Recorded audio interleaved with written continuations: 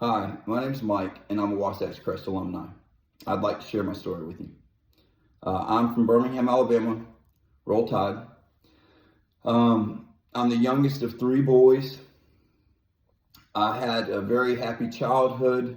I had both my parents until I was 8 in the same household, then they got divorced. But when I was 12, I had a family tragedy. My father passed away suddenly, and it was a very tough period for our entire family. And for me, I was young in middle school, kind of trying to develop socially, and just, you don't know who you are at 12. And I started experimenting with alcohol first. I would drink very rarely, but I would drink, and mostly it was in social settings or having friends over, trying to look cool. But that progressed. When I got into high school, it was alcohol, marijuana, initially, and I was doing that fairly often. And I ended up breaking my wrist when I was 15, and I got prescribed Lortab, and that provided a sense of ease and comfort that I'd never had in my life. I felt so comfortable in my own skin. It did something for me. It provided an effect that I just loved. And that really developed over time to where I was using it pretty much every day. I would develop to where I was taking OxyContin. By the time I was out of high school and into college, I was a full-fledged opiate addict. If I didn't have it for a day, I was sick.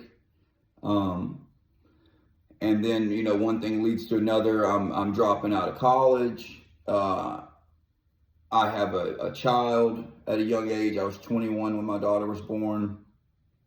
And I tried to get my life on the rails, back on the rails rather. And I was successful moderately. I might have had a year with some other maintenance programs. I was not practicing complete abstinence.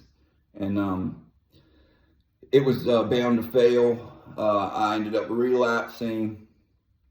I relapsed, and at this point in time, it progressed even further. OxyContin was not available anymore, and it progressed to heroin. And it was a miserable existence at that point in time. My life had become so unmanageable, and I didn't recognize myself in the mirror at all. I was getting into legal trouble. I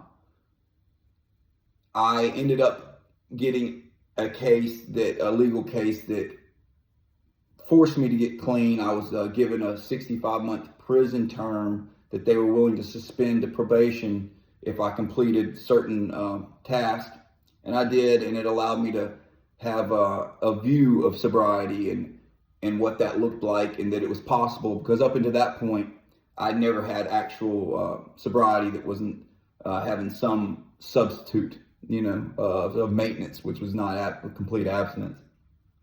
And that lasted only so long. Once the legal repercussions were gone, I wasn't long for the abstinence world. I was not working any program of recovery. I just did the bare minimum, and it ended up poorly. And that would have been 2016, 2017, somewhere in that ballpark, and I'd relapsed. And addiction is a progressive disease, and it never, starts back lower and stays that way. It just keeps ramping up. So I ended up in a bad way. Lost my home. Was sleeping on a couch, and I was just extremely miserable. My outside circumstances in prior times had probably been worse as far as objectively looking outside from in, but internally I was completely miserable. I was desperate for a new way of life. I was desperate for a way out. And I was trying to find a treatment center. And the state of my situation was dire. And I believed that I couldn't do anything local. I couldn't go to a program that was local because I just knew I would probably leave. And God, showed a way. I was trying to find a place out of state. I'd called some places in Texas. I'd called some in California, and I was having no luck. And I remembered I had a friend I went to high school with that was out in Utah, and I knew he'd been in long-term recovery. And I reached out, and he just at that time had been an admissions person at Wasatch Crest. So that was God, really opening a door for me. I get to Wasatch Crest relatively very easy, and within less than a week of me contacting him, finding out that he was there, I was at Wasatch Crest. And my experience there was nothing short of amazing and exactly what I needed. First off, I get there and the facility was just like miles beyond what I'd ever seen in the state of Alabama, which y'all might say that's not saying much, but be nice. The facility was great. The staff was so nice and welcoming. And the program itself they have there was exactly what I needed. There was some structure. There was so many great classes, great counselors.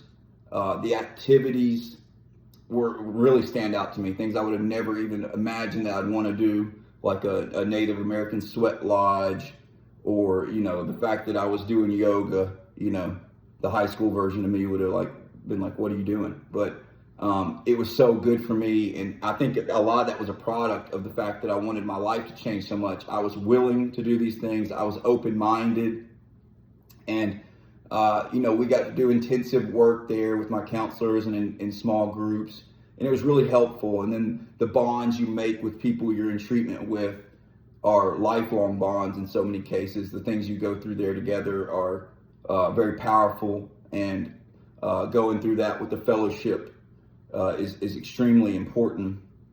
I was there for the 30-day inpatient, and upon graduating the 30-day program, I returned back to Birmingham, Alabama.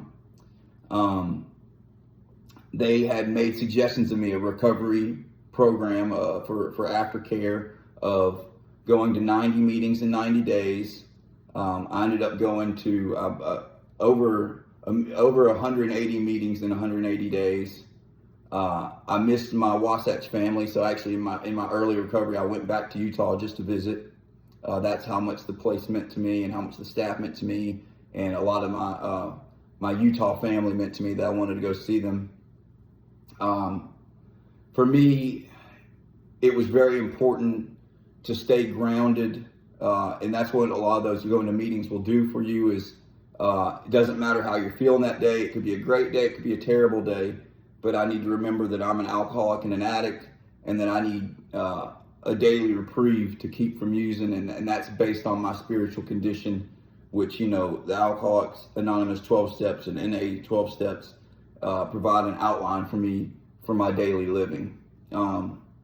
So when I got home, I did the 6 months of meetings every day.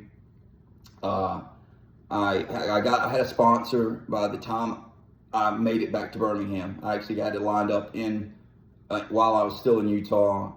I worked the 12 steps. I did some therapy with my daughter. Because it's a disease that affects more than just the person who has it.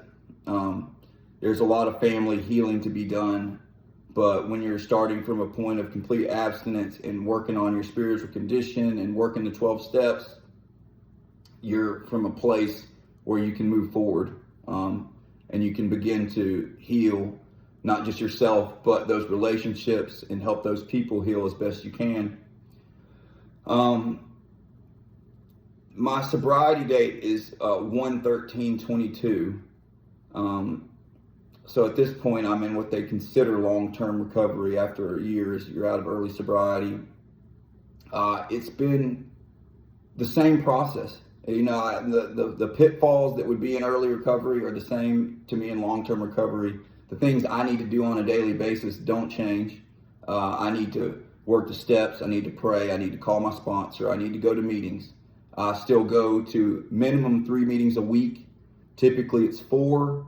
I have a home group. I have a sponsee. I still have my same sponsor. I have a tight-knit group of fellowship, not just from my family in Utah, but my recovery family here, people that participate in 12-step fellowships. It's been paramount, and you know, it's allowed me to get back to a way of living, to be productive, not only personally, to be healthy mentally and physically, but it's also allowed me to just grow in so many ways that I didn't know that I needed to. I've been able to participate in hobbies and healthy things that it had been years since I've done. You know, I mean, I go fishing, I go jogging, I'll go shoot the bow, I'll go shoot guns, just all types of things that, you know, just outdoors hobbies, hiking, these type things that I just didn't have time for when I was out there running around doing no good. So those are the things that this way of life has provided me, and what gave me the springboard for this way of life was Wasatch Crest. I'm eternally grateful to Wasatch Crest. This is not lip service. The people there cared for me. They helped me. They helped guide me. And if you are looking for a change in your life and are in a state where you don't know the right way to turn, I would severely suggest going to Wasatch Crest.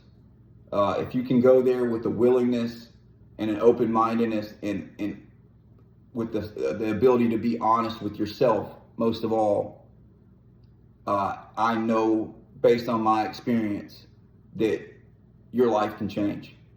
Today, my life looks severely different than it did this time a little over a year ago, and I'm very blessed, and I'm very thankful for that.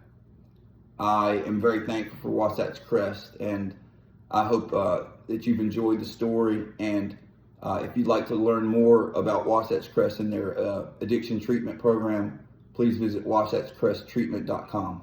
Thank you.